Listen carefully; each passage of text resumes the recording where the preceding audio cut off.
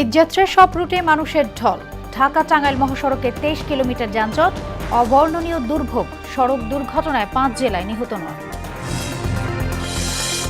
দেশে জমে উঠেছে কোরবানির পশুর হাট। প্রতিবছর সরকার চামড়ার দাম নির্ধারণ করলেও প্রভাব নেই বাজারে।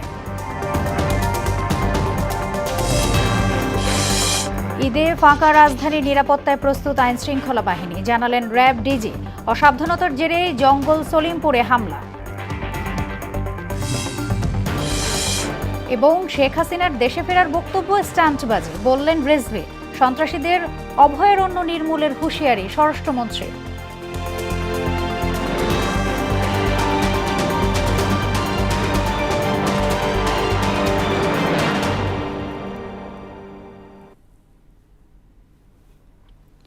আসসালামু আলাইকুম, স্বাগত মোহনা সংবাদে। এতক্ষণ শুনছিলেন শিরোনাম, পুরো সংবাদ জুড়ে আছে আমি সোনিয়া ইসলাম। এবারে জানাবো বিস্তারিত। ঈদে শেকড়ের টানে বাড়ি ফিরছে লাখো মানুষ। 1.5 কোটি মানুষ নানা ভোগান্তি মাথায় নিয়ে ছাড়ছে রাজধানী। তবে তুলনামূলক স্বস্তি শুধু ট্রেনে। বাসে আছে বাড়তি ভাড়া ও দেরিতে গাড়ি ছাড়ার অভিযোগ। তবে সড়ক পরিবহন ও সেতুমন্ত্রী শেখ রবিউল আলম দাবি করেন, নির্ধারিত ভাড়ায় স্বস্তিতে বাড়ি ফিরছে মানুষ। আরও জানাচ্ছেন উষা ফেরদৌস। ঢাকা রেলওয়ে স্টেশনে স্রোত নেমেছে মানুষের। শেকড়ের টানে রাজধানী ছাড়ছে লাখো মানুষ। আবার যারা অনলাইনে টিকিট কিনতে পারেনি তারা যাত্রার দিন নিচ্ছে স্ট্যান্ডিং টিকিট। ট্রেন ছাড়া 2 ঘন্টা আগে বিক্রি হওয়া এই টিকিট কাউন্টারে যাত্রীর উপচে পড়া ভিড়। আর প্রিয়জনদের সঙ্গে ঈদ উদযাপন করতে পরিবার নিয়ে স্টেশনে মানুষের ঢল। কেউ যাচ্ছেন দক্ষিণাঞ্চলে, কেউ চট্টগ্রাম কিংবা সিলেটে। দীর্ঘ কর্মব্যস্ততা শেষে বাড়ি ফিরতে ফিরে যাত্রীর মুখে ছিল স্বস্তির হাসি। আনন্দটাই অন্যরকম, বাড়ি যাওয়ার কোনো ভোগান্তি নাই, কোনো স্টেশনে কোনো ভিড় নাই, টিকিটের স্বস্তিও আছে। অন্যান্য বার তো অনেক ধাক্কাধাক্কি করে মানে এই করে আসতে হয়, এবার একটু মোটামুটি তার থেকে ভালো আছে। রেলওয়ের সর্বোচ্চ যাত্রী সেবা নিশ্চিতের চেষ্টা করছে বলে জানায় ডিভিশনাল ম্যানেজার মোহাম্মদ কামরুজ্জামান। আজকের দিনে এ পর্যন্ত প্রায় 18-19টা ট্রেন ছেড়ে গেছে এবং সবগুলো ট্রেনই 2-1টা ট্রেন ছাড়া সবগুলো ট্রেনই যথাসময়ে ছেড়ে গেছে। 2-1টা ট্রেন হয়তো 50 মিনিট 1 ঘন্টা লেটে গেছে। এদিকে বাসে সবচেয়ে বেশি মানুষ রাজধানী ছাড়ে। দূরপাল্লার বাসগুলো একের পর এক ছেড়ে যাচ্ছে দেশের দক্ষিণ ও উত্তরাঞ্চলের বিভিন্ন গন্তব্যে। যাত্রীরা কেউ বাসের জন্য অপেক্ষা করছেন, কেউ আবার শেষ মুহূর্তে টিকিটের খোঁজ করছেন। টিকিট নাই বলতেছে, কইতেছে বক্সে যাইবেন, আমি বলছি না বক্সে যাব না। ভাড়া ধরেন আমাদের নর্মালি ভাড়া 400-500, তো এখানে চায় 800-1000। ধরেন যদি বলে 12টা, ওটা 1.5টা 1.5টা। একই জায়গা, যে জায়গা যাব আমরা 700 করে যাইতাম, সে জায়গায় এখন 900 করে যাচ্ছে। রাজধানীর সায়দাবাদ বাস টার্মিনাল পরিদর্শনে আসেন সড়ক পরিবহন ও সেতুমন্ত্রী শেখ রবিউল আলম। এ সময় তিনি দাবি করেন, ঈদযাত্রায় গণপরিবহন নির্ধারিত ভাড়া নিচ্ছে এবং মানুষ স্বস্তিতে বাড়ি ফিরছে। বাস স্ট্যান্ড এবং বাস কাউন্টারগুলিতে অতিরিক্ত ভাড়া নেওয়ার কোনো অভিযোগ অথবা দৃশ্যমান কোনো প্রমাণ আমরা এখনো পর্যন্ত পাইনি। নির্ধারিত ভাড়াই সবাই নিচ্ছে। আবার এখানে দেখবেন যে আমাদের এই যে ভিজিলেন্স টিম আছে, মনিটরিং সেল আছে, পুলিশ কন্ট্রোল রুম আছে, সেখানেও কোনো অভিযোগ ওরকম নেই। যাত্রীর তুলনায় পরিবহনের সংখ্যা কম থাকায় সীমাবদ্ধতার কথাও জানান সেতুমন্ত্রী। আমাদের কিছু সীমাবদ্ধতা আছে, এটা অস্বীকার করা যাবে না। যাত্রীর তুলনায় পরিবহন কম। 3 দিনের মধ্যে 1.5 কোটির উপরে লোক ঢাকা ছাড়তে চায়। উষা ফেরদৌস, মোহনা সংবাদ, ঢাকা। এদিকে ঢাকা টাঙ্গাইল মহাসড়কে 23 কিলোমিটার যানজট সৃষ্টি হয়েছে। অতিরিক্ত যানবাহনের চাপ, বৃষ্টি ও যমুনা সেতুর সংযোগ সড়কে এই যানজটের সৃষ্টি হয়েছে। এতে ভোগান্তিতে পড়েছে ঘরমুখো মানুষ। তবে জেলা পুলিশের পক্ষ থেকে যানজট নিরসনে মহাসড়কে বিভিন্ন স্থানে 1000 পুলিশ মোতায়েন করা হয়েছে। দর্শক, ঢাকা টাঙ্গাইল মহাসড়কের খবর জানাতে গাজীপুর চন্দ্রা থেকে আমাদের সাথে যুক্ত হচ্ছেন আমাদের সহকর্মী আলহাজ হোসেন। আমরা চলে যাচ্ছি তার কাছে। আলহাজ, কেমন দেখছেন মহাসড়কের যানবাহনের চাপ? আপনার কাছে কি তথ্য আছে, জানাবেন।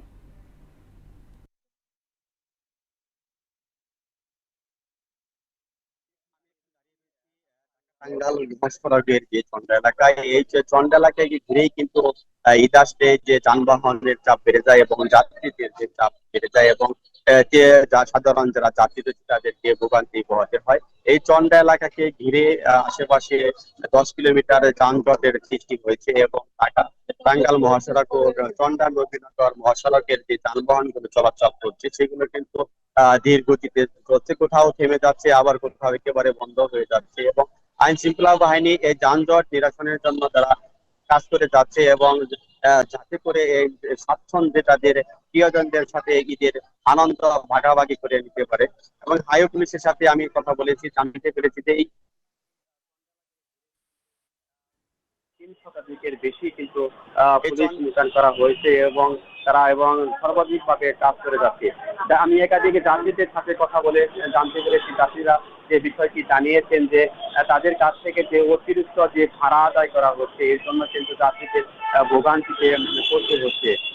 আমি আজ কিন্তু দুপুরে কিন্তু পুলিশ কমিশনার এই মহাসড়কে এবং পরিদর্শন করেছেন, যা তিনি যে বলেছেন যে অতিরিক্ত ভাড়া যদি কেউ আদায় করে এই বিষয় কিন্তু তাৎক্ষণিকভাবে তাদের বিরুদ্ধে ব্যবস্থা নেওয়া হবে এবং যাত্রীরা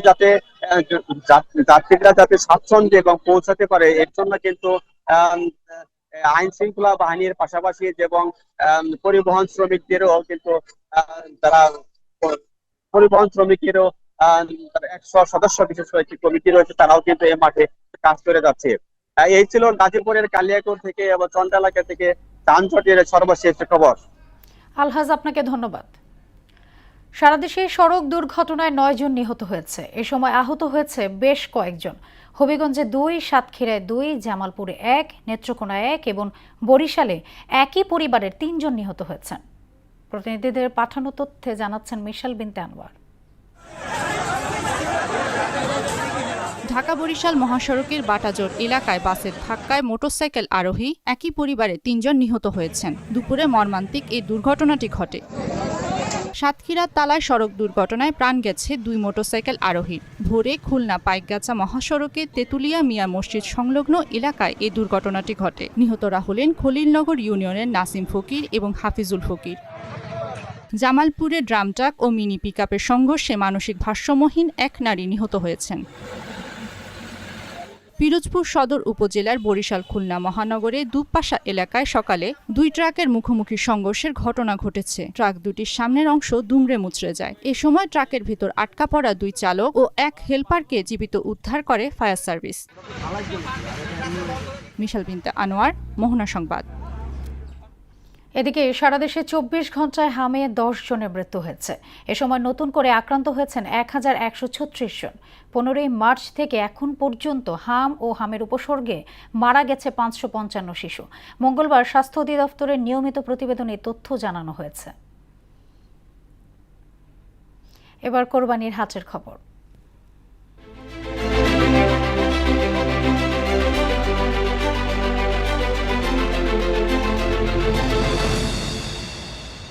বৈরী আবহাওয়ায় ক্রেতা সমাগম কমেছে রাজধানীর পশুর হাটে। এতে চিন্তিত ব্যবসায়ী ও খামারিরা, তাই লোকসানের আশঙ্কা করছেন অনেকে।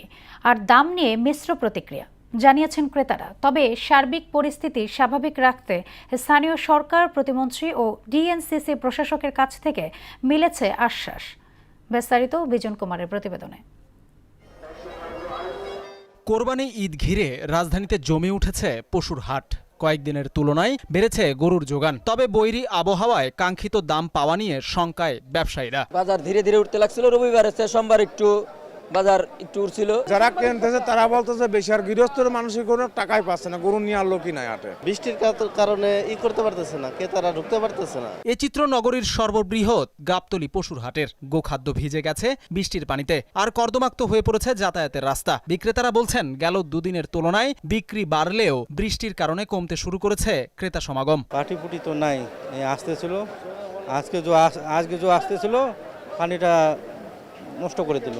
বৃষ্টিগুলো হয়তো কেনাবেচা ভালো হতে পারে, আশা করতে ভালো হবে। শুধু ব্যবসায়ী নয়, একইভাবে বিক্রিতে ভাটা পড়েছে দা, বটি, ছুরি ও চাকুর দোকানগুলোতে। কর্মকাররা বলছেন বৈরী আবহাওয়ায় কমেছে বিক্রি। বৃষ্টির জন্য এখন বর্তমানে বেচা কেনার নাম খুব কম।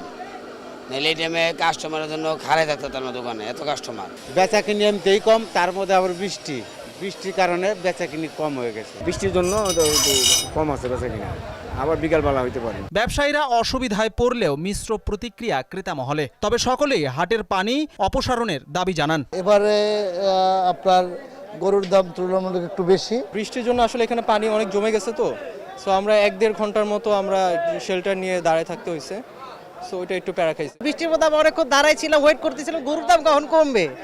ফাইনালি আমাদের মন মতো একটা গরু পাইছে, আলহামদুলিল্লাহ। এদিকে গাবতলী হাট পরিদর্শনে আসেন স্থানীয় সরকার প্রতিমন্ত্রী মীর শাহে আলম। এ সময় তিনি সকল অসুবিধার দ্রুত সমাধানের আশ্বাস দেন। অতিরিক্ত বৃষ্টি হলে, সাময়িক কিছু অসুবিধা হলেও সিটি কর্পোরেশনের লোকজন সার্বক্ষণিক দায়িত্ব পালন করছে, পানি নিষ্কাশনের ব্যবস্থা থাকবে এবং অতিরিক্ত কর্দমামুক্ত কোথাও যদি হয় সেই জায়গাতে আমরা ইট, সুরকি বা বালু দিয়ে তাৎক্ষণিক যাতে সমস্যা তৈরি না হয় এই বিষয়ে আমরা খেয়াল রাখবো। বৃষ্টি কমলে ক্রেতা সমাগম বাড়বে এমন প্রত্যাশা ব্যবসায়ীদের। বিজন কুমার, মোহনা সংবাদ, ঢাকা। গেল কয়েক বছর ধরে সরকার পশুর চামড়ার দাম নির্ধারণ করলেও তার প্রভাব পড়ে না চামড়ার বাজারে। এবারেও নির্ধারিত দামে চামড়া কিনবে না বলে জানিয়েছেন ব্যবসায়ীরা, যার মূল্যে ট্যানারি মালিকদের সিন্ডিকেটকে দোষছেন অনেকে। যদিও ক্ষুদ্র ও কুটির শিল্প সংশ্লিষ্টরা বলছেন ভিন্ন কথা। চামড়া শিল্প নিয়ে আরিফ রহমানের ক্যামেরায় বিজন কুমারের 2 পর্বের বিশেষ প্রতিবেদন। আজ থাকছে প্রথম কিস্তি। কোরবানি ঈদের আগে সরকার পশুর চামড়ার দাম নির্ধারণ করে। এবারেও তার ব্যতিক্রম হয়নি, কিন্তু মাঠ পর্যায়ে এর প্রভাব দেখা যায় না, যা বহাল রয়েছে গেল কয়েক বছর ধরে। এবছর প্রতি বর্গফুটে 2 থেকে 3 টাকা বাড়িয়ে গরু ও ছাগলের চামড়ার দাম নির্ধারণ করেছে সরকার। তবে নির্ধারিত দামে চামড়া বিক্রি নিয়ে শঙ্কা প্রকাশ করেছেন ব্যবসায়ীরা। সরকার যে রেট দিয়েছে এ রেট তো অসম্ভব কিনা, কারণ আমাদের এখনই বর্তমান বিক্রি আছে আপনার কাঁচা 30 টাকা ফুট।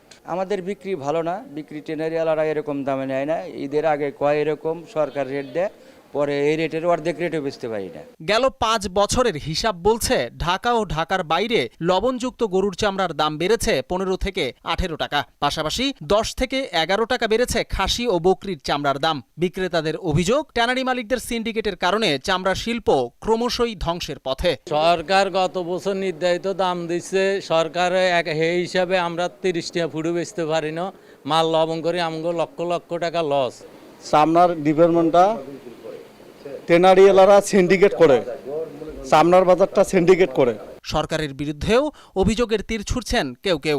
প্রতি সরকার আমলে একই কথা, চামড়া সেক্টরকে উন্নত করব, গতিশীল বাড়াইবে, বিদেশের সাথে যোগাযোগ করব।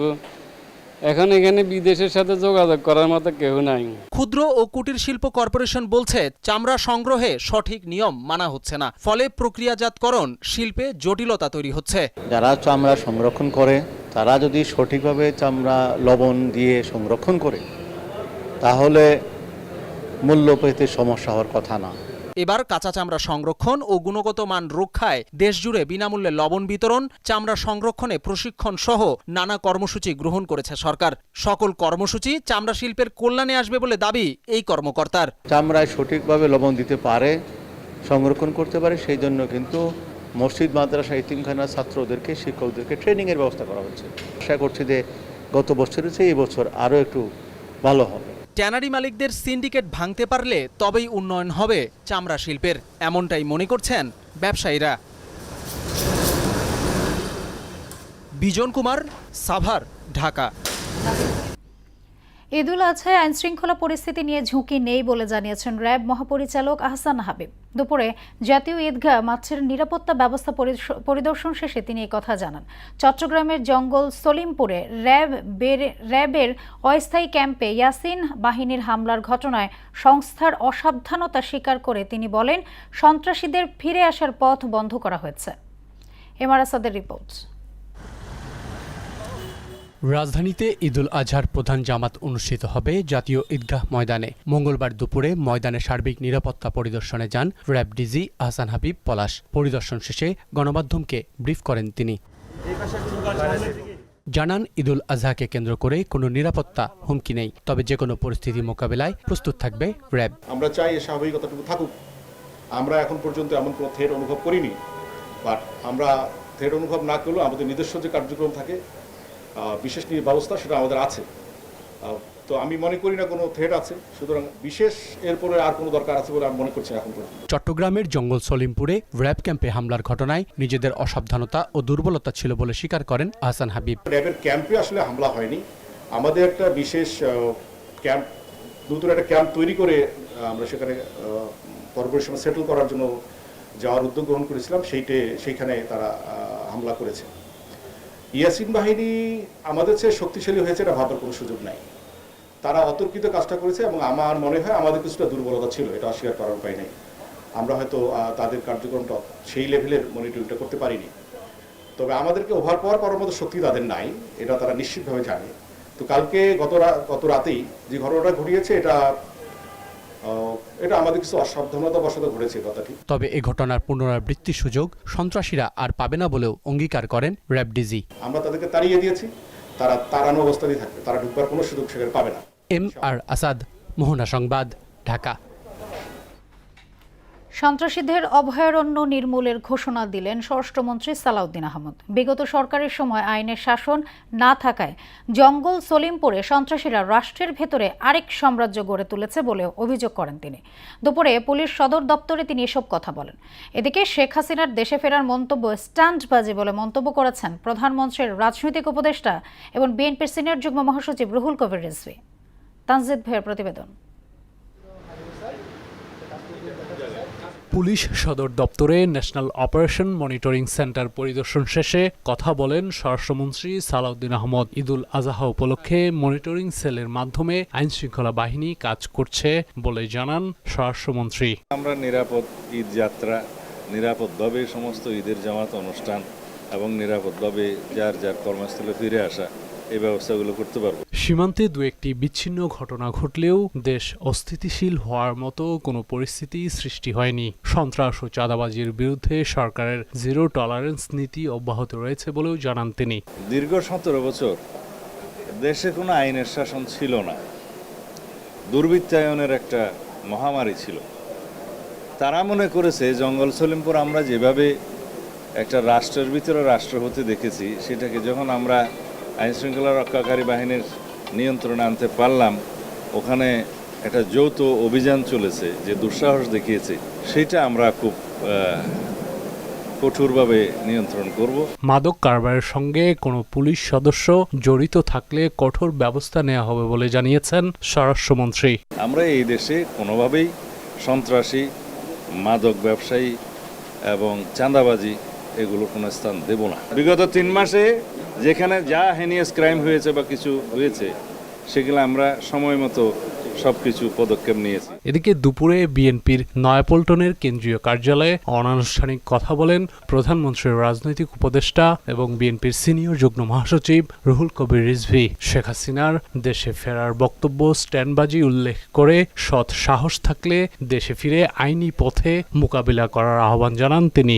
আদালত ফেস করুক, আদালতের যে দণ্ড আছে এবং আদালতের যে মামলাগুলো আছে সেই মামলাগুলো উনি ফেস করুক, দেখি উনি কি মানে সেটা করতে পারেন কিনা, এটা হচ্ছে জনগণ দেখতে চায়। রাষ্ট্র ক্ষমতা হাতের মুঠোই ছিল, তার নিয়ন্ত্রণে ছিল অ্যাবসলিউটলি তার পুলিশ বাহিনী। এটা দিয়ে কাকে ধরেছেন, কাকে মেরেছেন, কেউ কথা বলতে সাহস পায় না। বর্তমান সরকার নির্বাচনী ইশতেহার বাস্তবায়নে, দ্রব্যমূল্য এবং আইনশৃঙ্খলা পরিস্থিতি নিয়ন্ত্রণের মাধ্যমে মানুষের মাঝে স্বস্তি ফিরিয়ে এনেছে বলেও দাবি করেন রুহুল কবির রিজভী। নিরাপত্তা বোধ তৈরি করা, সেইটা গণপ্রজাতন্ত্রী বাংলাদেশ সরকারের প্রধানমন্ত্রী জনাব তারেক রহমানের নেতৃত্বে যে সরকার, সেটা খুব ভালো মতো করতে পেরেছে। তানজিদ ভুইয়া, মোহনা সংবাদ, ঢাকা।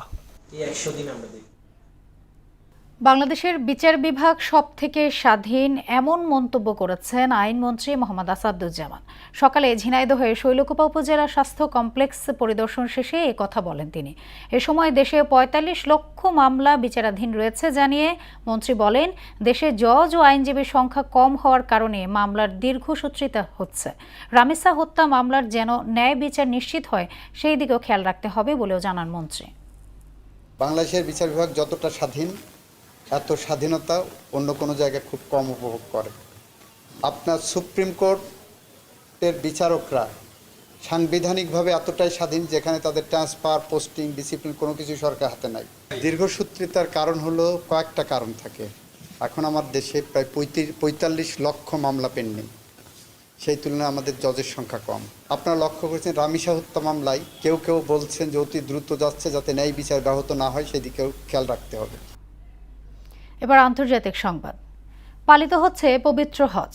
পবিত্র মক্কা নগরী ও মিনার আকাশে বাতাসে ভেসে বেড়াচ্ছে লাব্বাইক আল্লাহুম্মা লাব্বাইক ধ্বনি। প্রভাত থেকে আরাফার ময়দানে অলৌকিক পুণ্যময় শুভ্রতায় ভরে উঠেছে। ইহরামের পোশাকে সজ্জিত লাখো হাজি সমাগমে মরুর প্রান্তর পরিণত হয়েছে পবিত্র সফেদ সমুদ্রে। বিস্তারিত প্রিয়াঙ্কা নিতুর ডেস্ক রিপোর্টে। বিশ্ব মুসলিমের মহাসম্মেলন পবিত্র হজের মূল আয়োজন শুরু হয়েছে। ইসলামের পঞ্চস্তম্ভের অন্যতম এই ফরজ ইবাদত পালনে হাজিরা আরাফার ময়দানে অবস্থান করে আল্লাহর কাছে ক্ষমা, রহমত ও আত্মশুদ্ধির জন্য প্রার্থনায় মগ্ন আছেন। ইহরামের সাদা পোশাকে আল্লাহর দরবারে আত্মসমর্পণের এক আবেগঘন পরিবেশ সৃষ্টি হয়েছে হজ এলাকায়। ফজর নামাজের পর গোটা দুনিয়া থেকে আগত 15 লক্ষাধিক মুসলমান ঐতিহাসিক আরাফাতের ময়দানে উপস্থিত হয়েছেন। সূর্যাস্ত পর্যন্ত বিদায় হজের স্মৃতিবিজড়িত ময়দানে অবস্থান করবেন। মসজিদে নামিরা থেকে জোহরের নামাজের শেষ ওয়াক্তে হজের খুতবা পাঠ করা হবে। এরপর 10 জিলহজ মিনায় ফিরে শয়তানকে পাথর নিক্ষেপ, পশু কোরবানি, মাথা মুন্ডন এবং ফরজ তাওয়াফ ও সাফা মারওয়া সম্পন্ন করবেন সকলে। 11 ও 12 জিলহজ 3 জামারায় পাথর নিক্ষেপের মধ্য দিয়ে শেষ হবে হজের আনুষ্ঠানিকতা। সব শেষে বিদায়ী তাওয়াফের মাধ্যমে সম্পন্ন হবে পবিত্র হজ। সৌদি কর্তৃপক্ষ জানায়, এবারের হজে অংশ নিতে বিশ্বের 160টিরও বেশি দেশ থেকে মুসল্লিরা সৌদি আরবে এসেছেন। এর মধ্যে বাংলাদেশ থেকে সরকারি ও বেসরকারি ব্যবস্থাপনায় অংশ নিয়েছেন 78,000-এর বেশি হজযাত্রী। পবিত্র হজ উপলক্ষে নিরাপত্তা ব্যবস্থায় মোতায়েন আছে 1 লাখের বেশি নিরাপত্তা কর্মী। এছাড়া কৃত্রিম বুদ্ধিমত্তা প্রযুক্তির সাহায্যে এবার হজ ব্যবস্থাপনায় যুক্ত হয়েছে ড্রোন ক্যামেরা ও বিশাল তথ্য বিশ্লেষণ ব্যবস্থা। প্রিয়াঙ্কা নিতু, মোহনা সংবাদ। এবারে ক্রিকেট। আইসিসির নারী টি-20 বিশ্বকাপ ও ত্রিদেশীয় সিরিজ খেলতে 2 ধাপে দেশ ছাড়ল বাংলাদেশ দল। গত 24 মে প্রথম বহর ঢাকা ত্যাগের পর আজ সকালে প্রধান কোচ সরওয়ার ইমরান ও 13 সদস্যের শেষ বহর স্কটল্যান্ডের উদ্দেশ্যে রওনা হয়েছে। অধিনায়ক নিগার সুলতানা জ্যোতি সহ প্রথম বহরের ক্রিকেটাররা আগেই দেশ ছাড়েন। বিশ্বকাপের প্রস্তুতি হিসেবে স্কটল্যান্ডে স্বাগতিক দল ও নেদারল্যান্ডসের বিপক্ষে একটি ত্রিদেশীয় টি-20 সিরিজ খেলবে টাইগ্রেসরা। এরপর আগামী 5 জুন মূল টুর্নামেন্টের ভেন্যু ইংল্যান্ডে পৌঁছাবে বাংলাদেশ দল। শেষ করব মোহনা সংবাদ, যাবার আগে শিরোনামগুলো আরও একবার।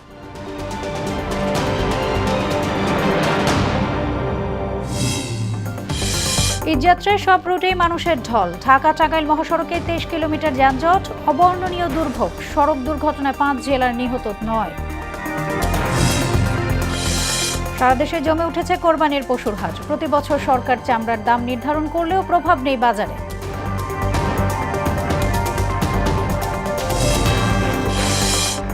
ঈদে ফাঁকা রাজধানী নিরাপত্তায় প্রস্তুত আইন শৃঙ্খলা বাহিনী, জানালেন র্যাব ডিজি। অসাবধানতার জেরেই জঙ্গল সলিমপুরে হামলা। এবং শেখ হাসিনার দেশে ফেরার বক্তব্য স্টান্টবাজি, বললেন রিজভী। সন্ত্রাসীদের অভয়ারণ্য নির্মূলের হুঁশিয়ারি স্বরাষ্ট্রমন্ত্রী। এই ছিল মোহনা সংবাদে। পরবর্তী সংবাদ রাত 9টায়। এর আগে সন্ধ্যা 7টায় দেখবেন সংবাদ এক নজরে। মোহনা সবশেষ খবর জানতে ভিজিট করুন www.mona.tv। সংবাদ দেখতে পারেন ফেসবুক, ইউটিউবে। এতক্ষণ সঙ্গে থাকার জন্য ধন্যবাদ সবাই।